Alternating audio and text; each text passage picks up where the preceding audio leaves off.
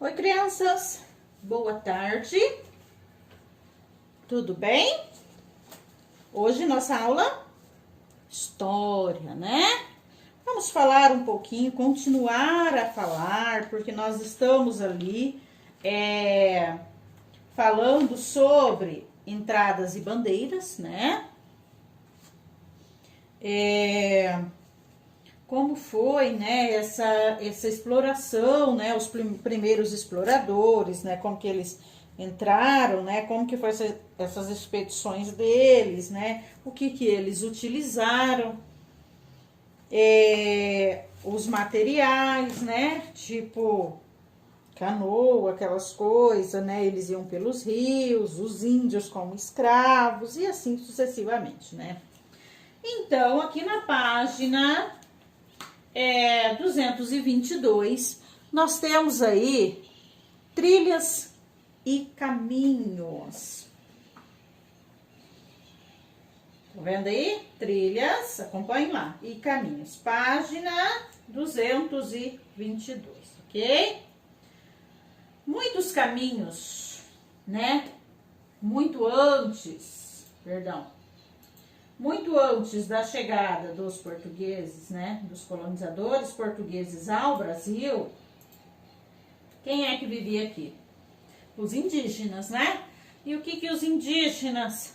Claro que eles viviam aqui, eles conheciam o território, eles conheciam o local, eles conheciam onde, né?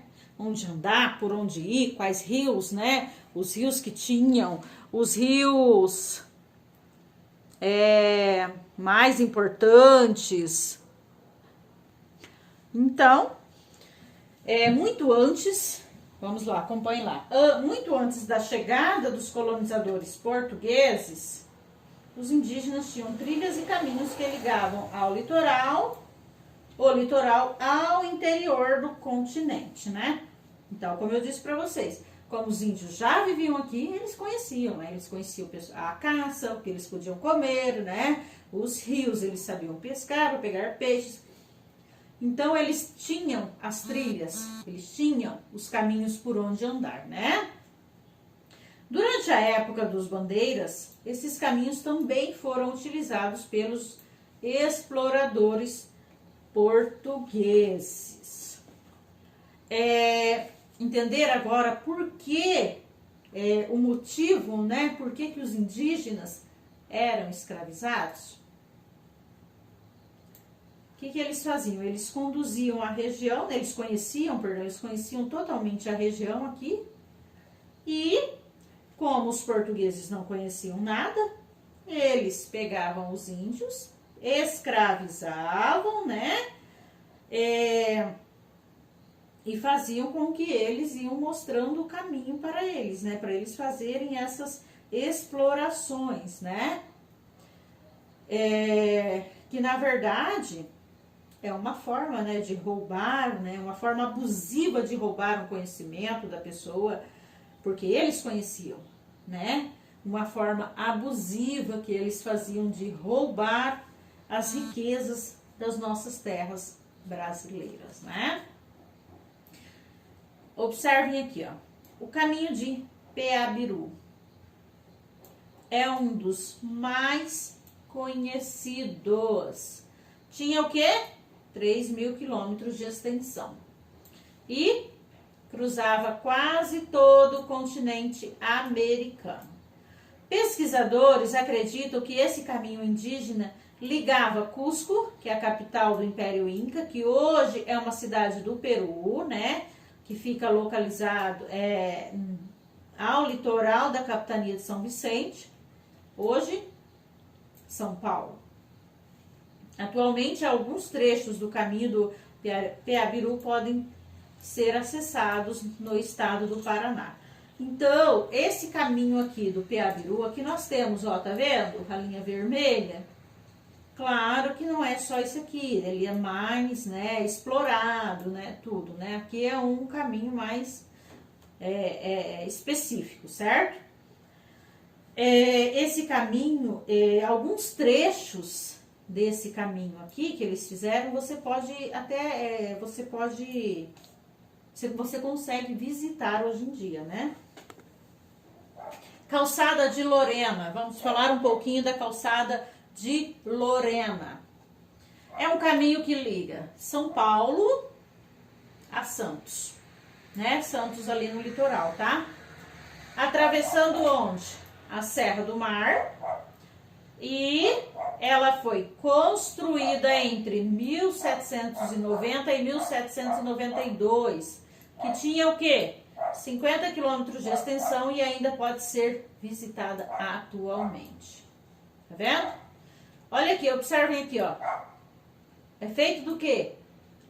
Olha essas imagens. Quantos anos não se passaram, ó? 1790 e 1792. 50 quilômetros de extensão, ó. Olha como eram os detalhes do trajeto deles, né, que eles faziam. É muito interessante isso aqui. Caminho dos jesuítas. Quem eram os jesuítas? Vocês sabem me dizer quem eram os jesuítas? Aqueles que vieram para catequizar quem? Os indígenas, né? Então, os jesuítas também fizeram, olha aqui, ó, caminho dos jesuítas. É um caminho, né?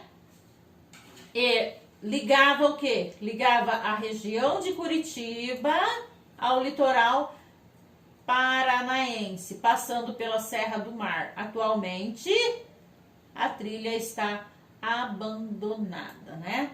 E quando uma trilha está abandonada,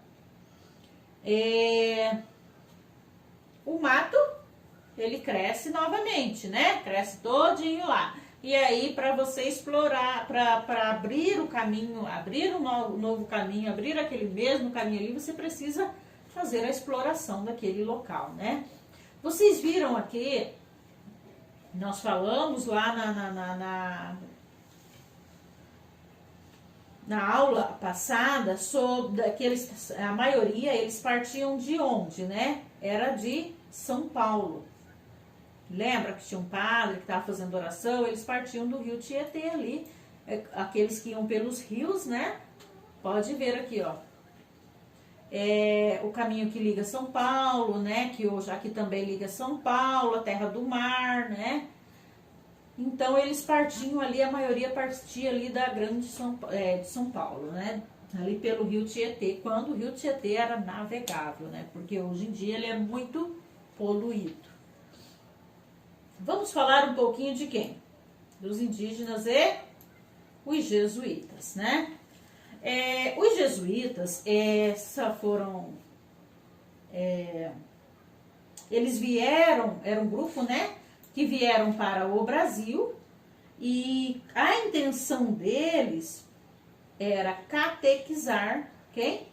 Os indígenas, né? Mas como que alguém catequiza uma pessoa que fala totalmente diferente de você? Então, eles vieram, os jesuítas, eles foram os primeiros, né, que fundaram as escolas brasileiras, né? A princípio, essas escolas fundadas por eles eram apenas para meninos e que tinha um alto poder aquisitivo, né? Então, vamos lá, ó. Acompanhem comigo. Nas expedições, como entradas, bandeiras ou monções aquelas feitas pelos rios, né? Os indígenas eram escravizados, como nós já falamos, os indígenas, eles conheciam todo o território. Então, eles precisavam de ajuda, né? E o que eles faziam? Uma forma bem, como que eu posso dizer para vocês? Uma forma abusiva, digamos assim. Eles escravizavam, né? Não davam nada em troca e exploravam o conhecimento deles, né? Os indígenas eram escravizados e forçados a desempenhar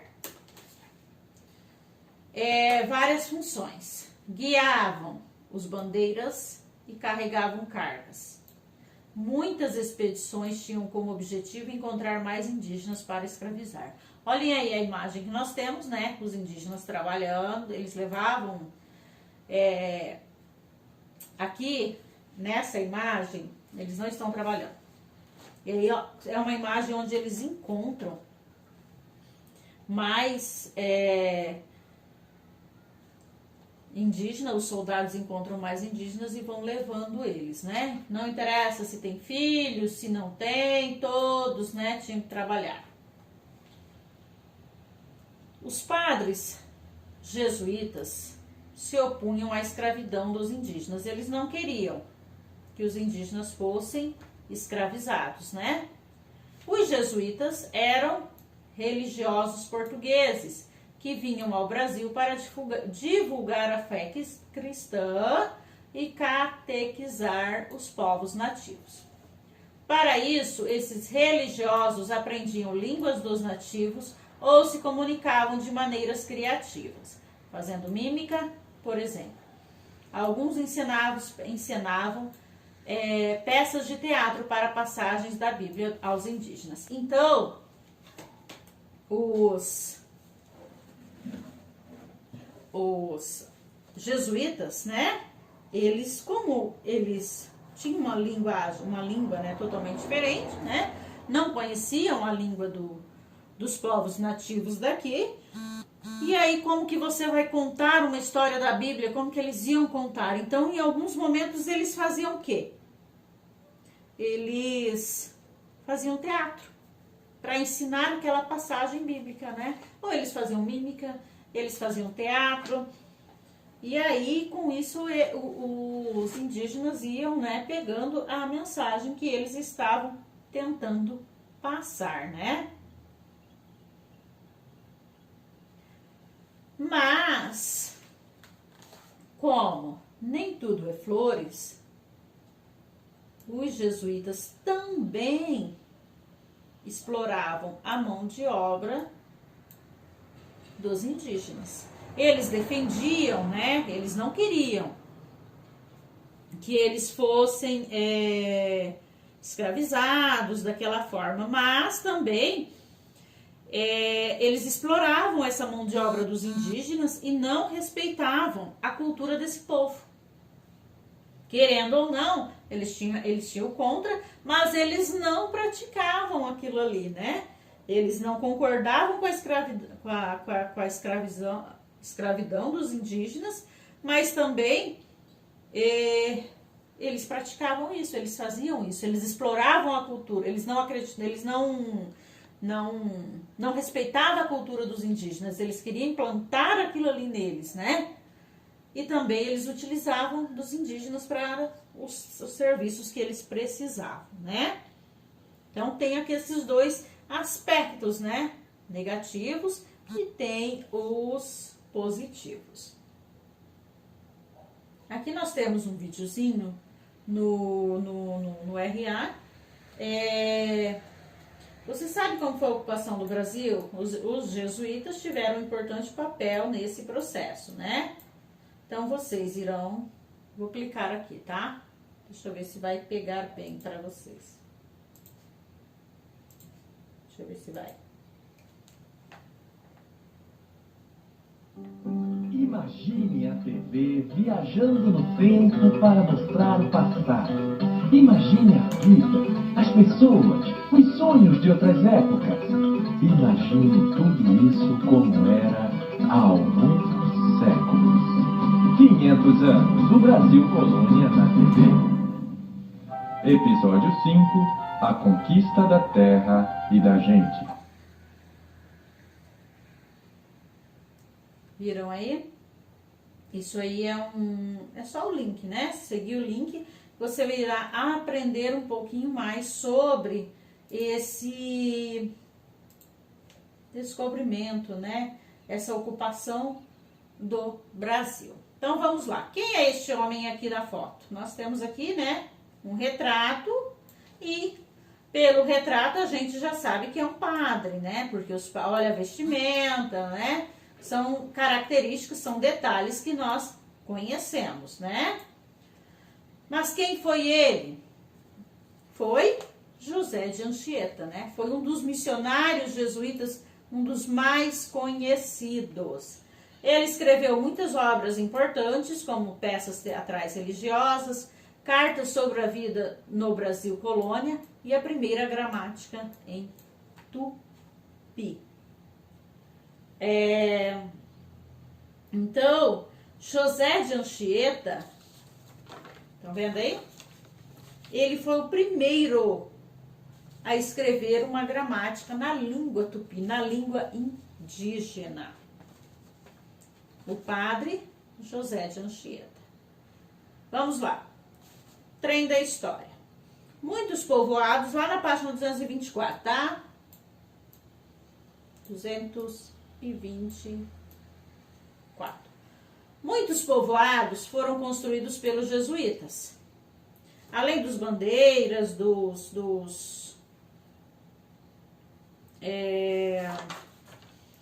esqueci aqui, entradas, bandeiras, né? Os jesuítas também construíram alguns povoados, né? Os povoados fundados por esses religiosos eram chamados de missões ou reduções, tá vendo? Como que são nomes que a gente jamais iria imaginar. São nomes que nós jamais imaginávamos que tinha sido, né? Uma cidade, um distrito, um vilarejo, um povoado, né? Um desses aldeamentos foi ordenado pelo religioso Antônio Sepp von Heschel.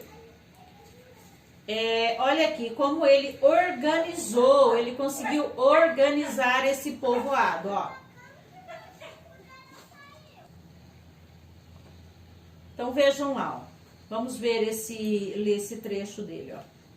Não aprendi com nenhum arquiteto como se há de traçar um povoado.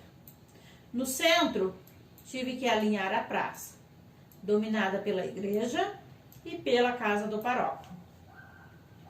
A ambos lados da igreja se elevam as casas dos índios, formando fileiras bem ajustadas.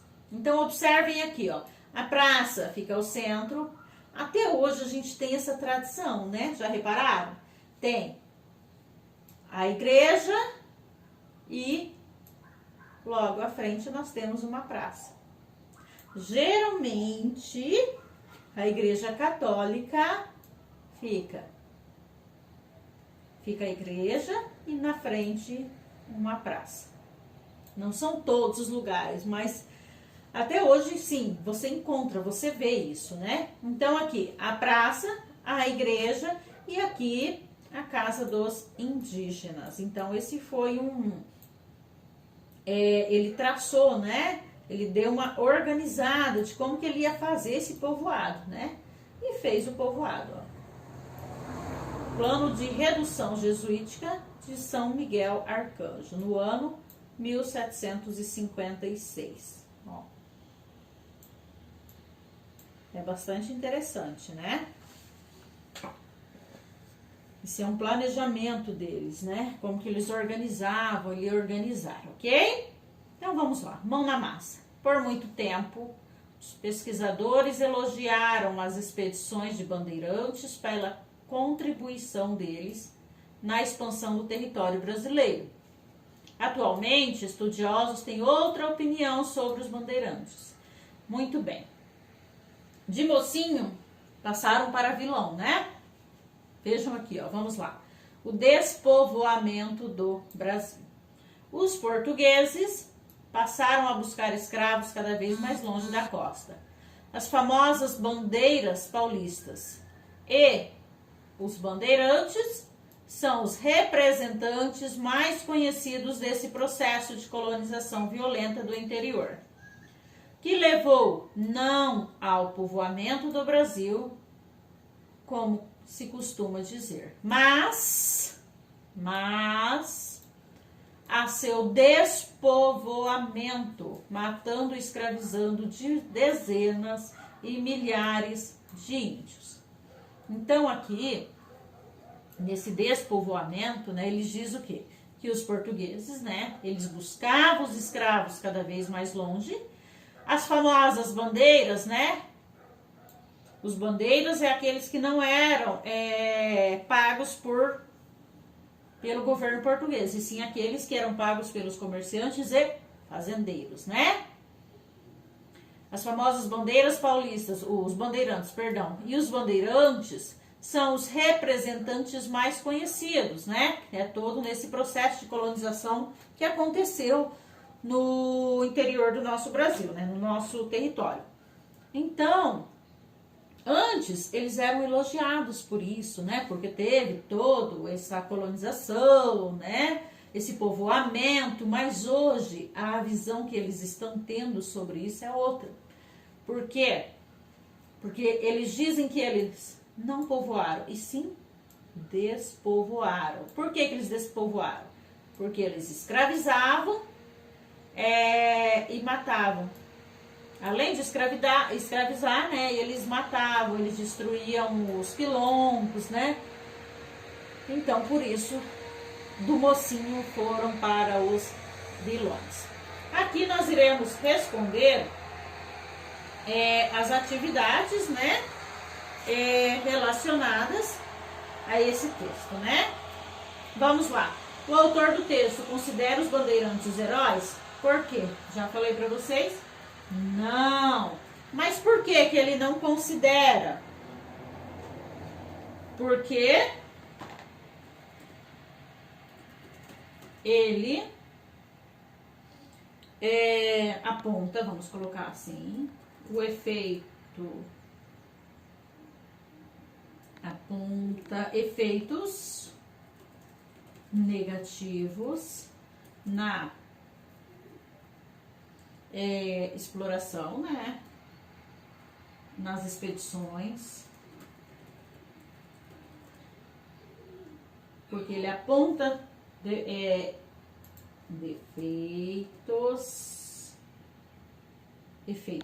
ele aponta efeitos negativos nas expedições, tais como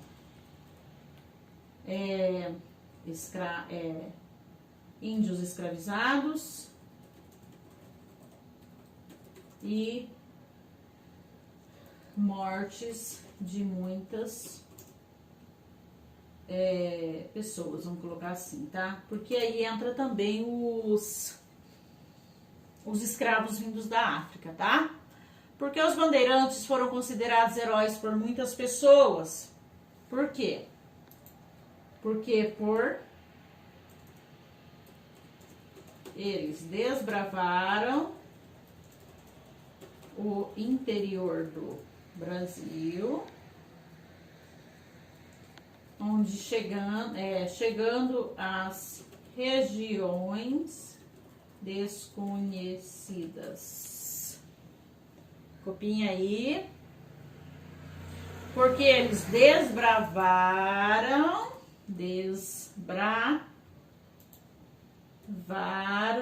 o interior do Brasil, chegando às regiões desconhecidas, né? Onde fundaram cidades e encontraram riquezas. Ok? Continuando aí. Relacione as expedições dos bandeirantes com os limites do território dos brasileiros, né? Então, vamos lá. Os bandeirantes, eles, né, avançaram pelo interior,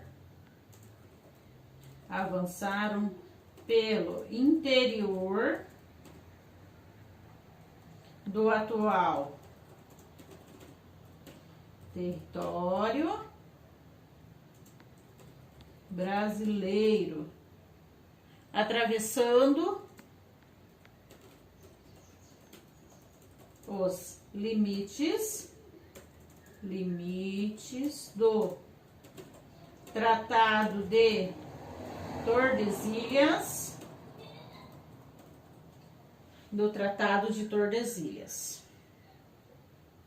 E o que eles fizeram, né? Quando eles atravessaram isso aí? Ampliando os limites